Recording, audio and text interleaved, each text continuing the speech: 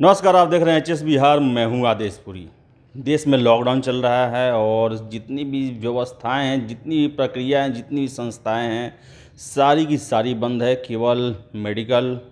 Policing और जो ज़रूरी सेवाएं हैं वही चल रही हैं। ऐसे में जो जितने भी परीक्षा हैं, जितने भी शिक्षण कार्य हैं, सभी जो ऑफलाइन चलते थे, क्लासेस चलते थे या परीक्षाएं होती थी, सारी की सारी बंद कर दी गई है। ऐसे में जो बिहार की सबसे बड़ी आयोग है, बिहार लोक सेवा आयोग, उसने भी अपने परीक्षाओं के डेट जो हैं वो बढ़ा दिए हैं, फॉर्म भरने के डेट बढ़ा दिए हैं। तो वही जो रिज़ल्ट जो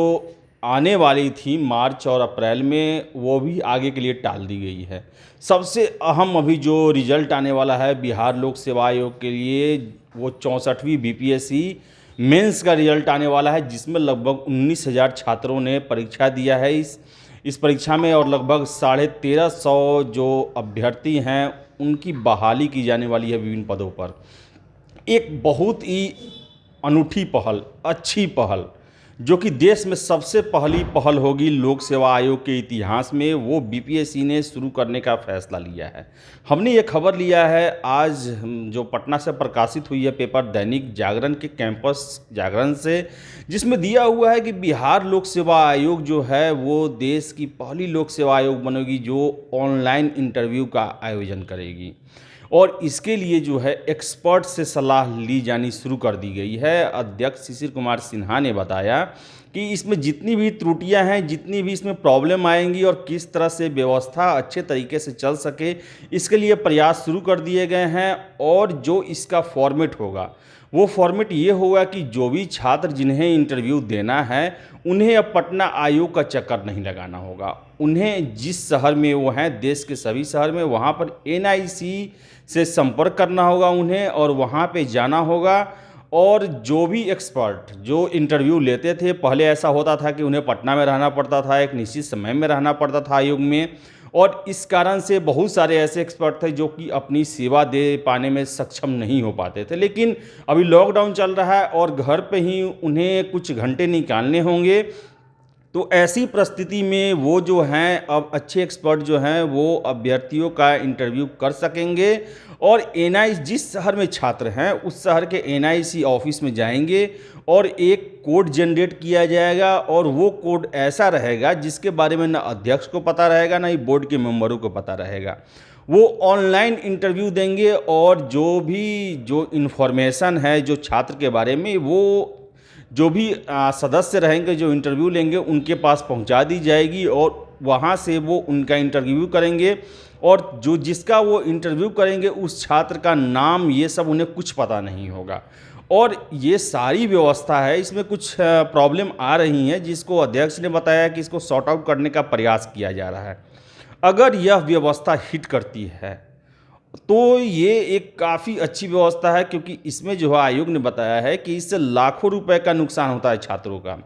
आपको बता दें कि लगभग 64वीं जो मेंस परीक्षा होने वाली है, इसमें लगभग 4,000 छात्रों को इंटरव्यू के लिए कॉल किया जाएगा। और ये छात्र विभिन्न शहरों से, बहुत सारे ऐसे स्टूडेंट हैं जो कि दूसरे स्टेट के हैं या फिर दूसरे शहरों में नौकरी करते हैं, जॉब करते हैं, पढ़ाई करते हैं, तो उन्हें इंटरव्यू के लिए आना पड़ता है, पटना में रहना पड़ता है। इसमें काफ़ी खर्च होता है। जबकि अगर ये व्यवस्था शुरू हो जाएगी तो वो वहीं पर ये इंटरव्यू दे सकेंगे, और इससे जो है छात्रों का धन का जो है वो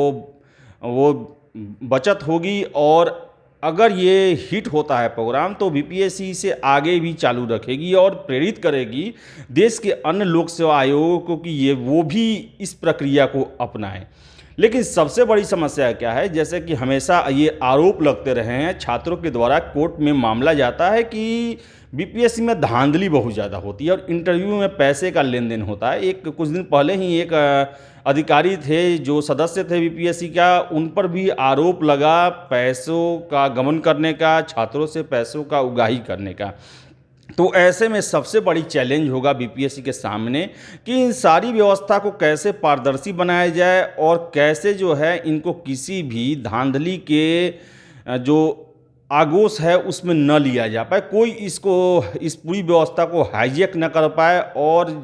अपने तरीके से इसका मिसयूज न कर सके।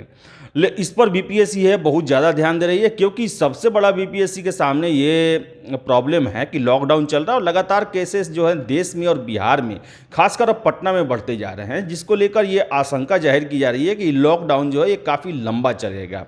और बीपीएससी ने ऐसा अपना कैलेंडर में बना चुका है कि उसे पहले जून में ही इस रिजल्ट को फाइनल करना था, लेकिन लॉकडाउन के चलते चूँकि सारे ऑफिसेज बंद थे, सारे कर्मचारियों को छुट्टी दे दी गई थी, इसलिए इस परीक्षा को पूर्णतः फाइनल करने का जो तिथि है वो अगस्त तक रखा गया है। तो अब बीपीएससी ने ये प्रयास करना शुरू किया है कि अब जो 64वीं का जो मेंस का रिजल्ट आने वाला है उसके बाद इस सारी व्यवस्था को जो है वो ऑनलाइन किया जाए।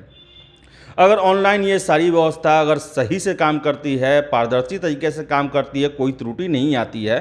तो ये एक बिहार के लिए बहुत ही अच्छी पहल होगी पूरे देश के सामने, यूपीएससी के सामने और राज्य के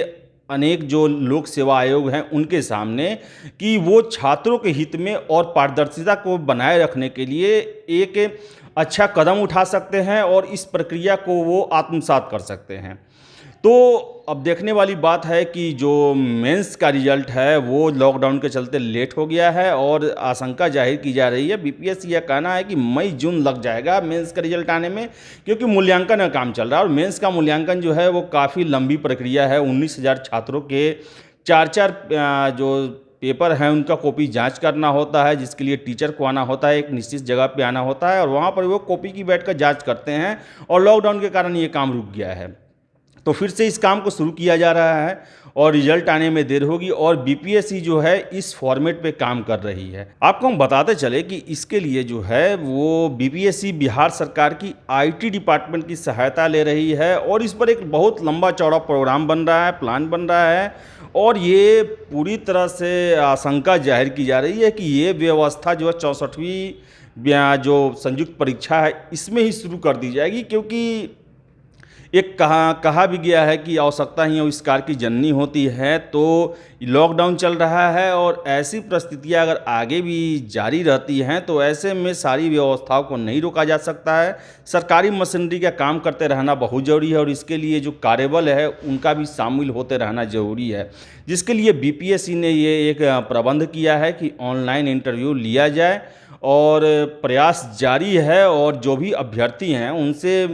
मेरी गुजारिश है कि वो इसको भी ध्यान में रखते हुए अपनी जो आगे की रणनीति है बनाएं, क्योंकि जो इंटरव्यू है अगर लॉकडाउन ख़त्म भी हो जाता है मई जून तक, अगर सारी जो कोरोना पर अगर हम विजय प्राप्त भी कर लेते हैं, उसको रोक भी लेते हैं, तो भी ये प्रयास रहेगा बीपीएससी का कि वो ऑनलाइन इंटरव्यू ले, ताकि जो छात्रों के हित में और उसे अच्छे एक्सपर्ट मिल पाएँ, जो एक्सपर्ट अच्छी तरीके से उनका इंटरव्यू ले सकें और पूरी व्यवस्था जो है पारदर्शी रहे, ईमानदार बनी रहे और बिहार लोक सेवा आयोग के रिजल्ट के बाद कोई छात्र जो है ये ना कहे कि उनके साथ अन्याय हुआ है और वो कोर्ट का शरण में जाएं, क्योंकि बीपीएससी परीक्षा भी बहुत ही एक विवादास्पद आयोग रहा है। हर एक पीटी परीक्षा के बाद, मेंस परीक्षा के बाद बहुत सारी संख्या में छात्र जो हैं वो हाई कोर्ट की शरण में चले जाते हैं और वहाँ पर ये गुहार लगाते हैं कि बीपीएससी ने कैसे उनके साथ अन्याय किया है। और कितनी बार ऐसा होता है कि सच में जो है बीपीएससी का कार्यप्रणाली है जो शक के दायरे में होती है, और ये भी होता है कि ये बीपीएससी आयोग जो कि राज्य की इतनी बड़ी आयोग है, ये कैसे जो है क्वेश्चनों का सही तरीके से चयन नहीं कर पाती है, या फिर इसके इंटरव्यू बोर्ड में कैसे वो लोग पहुंच जाते हैं जो कि धन की उगाही करते हैं छात्रों को नौकरी दिलाने के, इंटरव्यू में अच्छे नंबर दिलाने के एवज में। तो देखने वाली बात है कि अब ये व्यवस्था जो है कैसे सुचारू और अच्छे तरीके से आगे काम करती है, लेकिन बहुत अच्छी पहल है और हमें इसका स्वागत करना चाहिए और हम आशा करते हैं कि ये सारी व्यवस्था जो है काफ़ी गोपनीय और पारदर्शी होगी। तो खैर आगे जो भी अपडेट होगा इससे संबंधित हम आपके लिए लेते आते रहेंगे। और आपको हम एक और बात बता दें कि जो 65वीं पीटी का परीक्षा का रिजल्ट 6 मार्च को घोषित किया गया, बीपीएससी ने उसके लिए फॉर्म का डेट निकाल दिया है और 15 जून तक फॉर्म अंतिम रूप से भर के जो है आयोग में पहुंचने की अंतिम तिथि है। और ये आशा जाहिर की जाती है कि जून जुलाई तक जो बीपीएससी है वो मुख्य परीक्षा आयोजित करवा देगी, क्योंकि बीपीएससी ने कमर कस रखा है कि उसे अपना कैलेंडर सुधारना है और परीक्षा को अप टू डेट करना है। तो फिलहाल अभी इतना ही। अगर आपको हमारा वीडियो पसंद आए तो इसे लाइक करें, शेयर करें और हमारे नए चैनल एलएचएस बिहार को सब्सक्राइब करना ना भूलें। आपका बहुत बहुत धन्यवाद।